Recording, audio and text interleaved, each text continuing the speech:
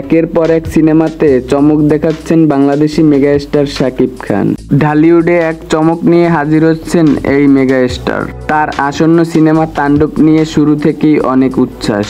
এবার গুঞ্জন, এই সিনেমাতে আইটেম গানে নাচবেন নুরা ফাতেহি।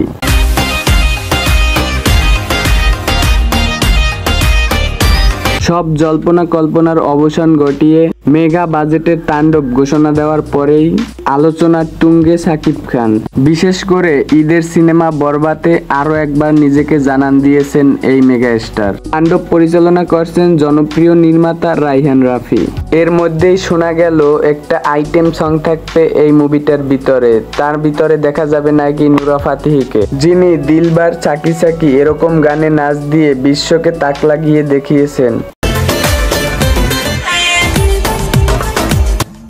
নুরা ফাতেহির নাচে ভূত হয়েছে এক প্রজন্ম।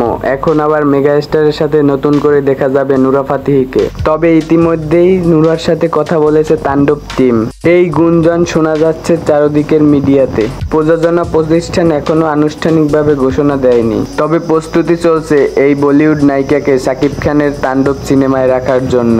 তবে এটা সামাজিক যোগাযোগ মাধ্যমে ভাইরাল হওয়ার পরে সবাই বলছে শাকিব খানের ক্যারিয়ারে এটাই হবে শ্রেষ্ঠ মুভি। তাণ্ডব মুক্তি পাবে 2025 সালের ঈদুল আজহায়।